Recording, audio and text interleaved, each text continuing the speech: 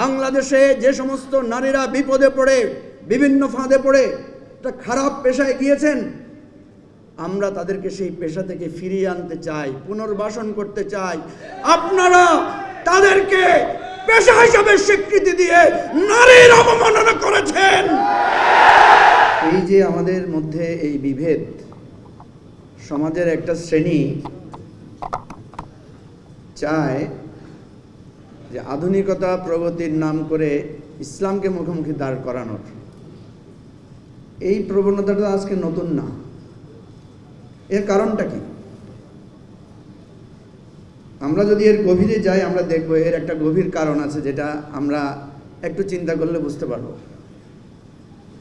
আমাদের সমাজ থেকে, নিচ থেকে দুইটা মৌলিক জিনিস তৈরি হচ্ছে। দেখবেন আমাদের সমাজের প্রত্যেক পাড়ায় মহল্লায় মসজিদ আছে, মক্তব আছে, মাদ্রাসা আছে, নুরানি আছে, ইসলামী সাহিত্য আছে, কোরআন আছে, হাদিস আছে, তাফসির আছে। এর উপর ভিত্তি করে গজল আছে, হামদ আছে, নাত আছে, ইসলামী নাটক, ইসলামী জলসা, ওয়াজ মাহফিল। এই যে একটা বিরাট সাংস্কৃতিক ইনপুট, এটা আমরা যদি বাংলাদেশে কোনো ইসলামিক দল নাও থাকে, অটোমেটিক এখান থেকে 20 থেকে 25% লোক একটা ধর্মীয় অনুভূতি, একটা ধর্মীয় আবেগ এবং একটা ধর্মের প্রতি শ্রদ্ধাবোধ নিয়ে ধর্মীয় জীবনের উপর সে গড়ে উঠছে। এটা আজকে এই 1-2 দিনের ব্যাপার না, এটা শত শত বছরের সিলসিলা।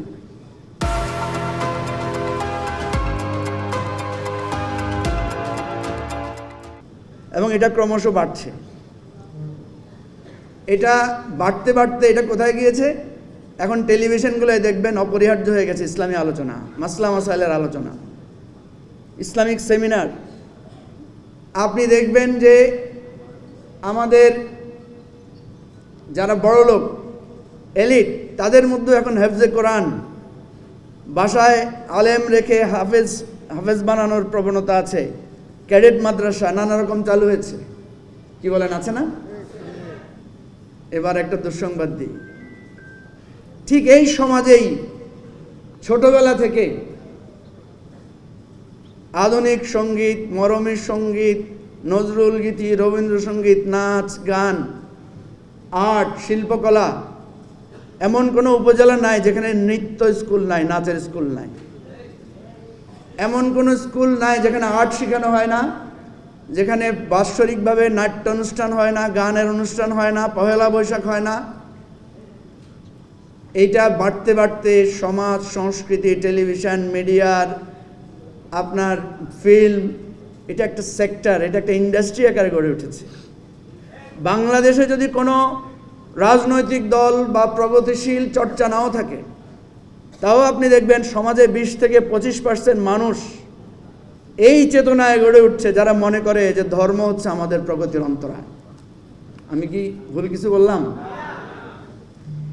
এই যে 25% আর 25% মুখোমুখি দাঁড়িয়ে যাচ্ছে আমাদের সমাজ থেকে, এই দ্বন্দ্ব আমাদের নিচ থেকে উঠে আসছে, এই দ্বন্দ্ব।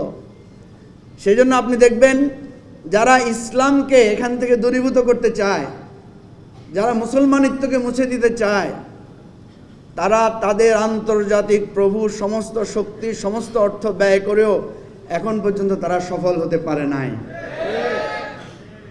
ঠিক এর উপর দিকে আবার খারাপ দৃশ্য আছে।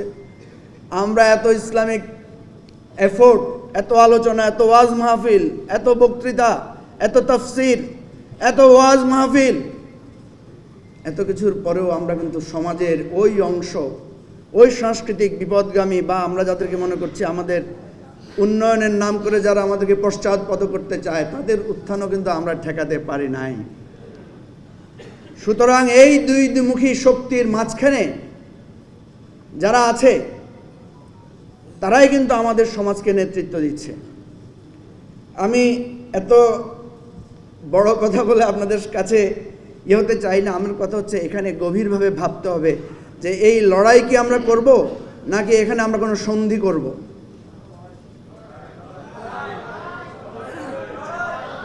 আচ্ছা, ঠিক আছে।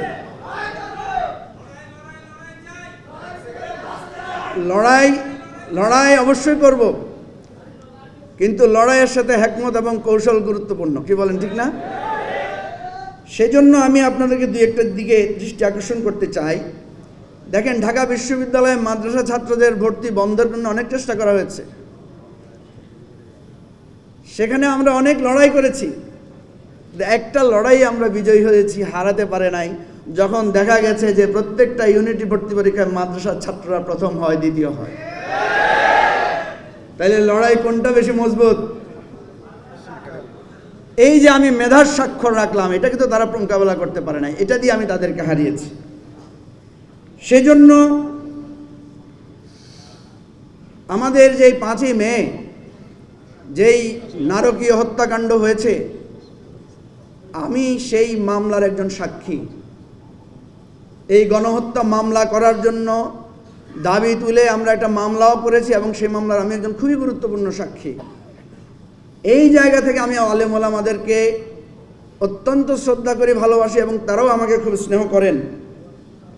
আমি দুইটা কথা বলে শেষ করছি। প্রথম কথা হয়েছে, এই যে আমাদের শ্রদ্ধেয় শিরিন পারভিন হক, যিনি এই নারী সংস্কার কমিটির নেতৃত্ব দিয়েছেন, ওনার স্বামীকে আপনারা চিনেন, উনি ডক্টর জাফরুল্লাহ চৌধুরী। ওনার জানাজায় যখন গেলাম, কবর দেওয়ার সময় আমি খুব জোরে জোরে কলেমা শাহাদাত পড়ছিলাম। তো সেখানে অর্ধেক পুরুষ অর্ধেক নারী, মানে এটা কিছু মাইন্ড করেন না, আমি এটা বলছি কারণ আমাদের বোঝার জন্য, যেহেতু কারণ সবাই তো একদিকে আলোচনা করছে, আমি একটু ভিন্ন মাত্রায় আলোচনা করছি, রাগ করতেছেন না তো? আমি জোরে জোরে যখন কলেমা শাহাদাত পড়ছিলাম, তখন আশেপাশে সবাই আমার দিকে তাকাচ্ছিল। একটু পরে দেখলাম আমার সাথে আরো 5-7 জন এসে কলেমা শাহাদাত পড়া শুরু করলো। কিছুক্ষণ পরে দেখলাম মহিলারা সবাই মাথায় কাপড় দিয়ে দিল, এবং আরো অনেককে দেখলাম একই সাথে সাথে কলেমা শাহাদাত পড়ছে, এবং যারা কলেমা শাহাদাত পড়ছে তাদের মুখের দিকে আমি অনেককে তাকিয়ে দেখলাম তারা শুদ্ধভাবে কলেমা শাহাদাত পড়তে পারছেন না। আমার খুব অন্তরে কষ্ট লাগলো যে এটা আমাদের সমাজ সংস্কৃতি। প্রতিনিয়ত আমরা মানুষকে দাফন করি, কবরস্থ করি, সেখানে কিন্তু আমরা মোনাজাতও করেছি, এবং নারী পুরুষ একসাথে মোনাজাত করেছে, এটা সেখানে সেটা ভিন্ন পরিবেশ, সেটা অন্য জিনিস। আমি যে কথাটা বলতে চেয়েছি, আমাদেরকে জ্ঞান এবং বিজ্ঞানের মাধ্যমে যোগ্যতা দিয়ে এই যে আজকে একটা সুন্দর পেপার এখানে হাজির করা হয়েছে, এইভাবে বুদ্ধিবৃত্তিক মোকাবেলা করতে হবে। আমি আজকে এই মঞ্চে দাঁড়িয়ে চ্যালেঞ্জ দিচ্ছি, যারা এই সংস্কার কমিশনের রিপোর্ট তৈরি করেছেন, আপনাদের সাথে ওপেন বিতর্ক হবে। আপনারা যে প্রস্তাবনা দিয়েছেন, এটা বাংলাদেশের সমাজ সংস্কৃতি, মানুষের বিশ্বাসকে আপনারা এখানে ইনক্লুসিভিটির খেলাফ করেছেন, আপনারা সেখানে অন্তর্ভুক্ত করেন নাই। সুতরাং আপনাদের এই নীতিমালা, ওইটাকে সংস্কার করতে হবে, ওইটাকে পরিবর্তন করতে হবে, ওইটাকে আবার রিভিউ করতে হবে। বিতর্কের আহ্বান নেন, বিতর্ক করেন। খুব লাস্ট একটা কথা বলে শেষ করছি, ভিক্ষাবৃত্তি কোনো পেশা হতে পারে না। কারণ একজন মানুষ অত্যন্ত অসহায় হয়ে বিপদে পড়ে ভিক্ষাবৃত্তি করে। ভিক্ষুকদেরকে আমরা কি করি? পুনর্বাসন করি। ভিক্ষাবৃত্তিকে পেশা হিসেবে স্বীকৃতি দেই না। বাংলাদেশে যে সমস্ত নারীরা বিপদে পড়ে, বিভিন্ন ফাঁদে পড়ে একটা খারাপ পেশায় গিয়েছেন, আমরা তাদেরকে সেই পেশা থেকে ফিরিয়ে আনতে চাই, পুনর্বাসন করতে চাই।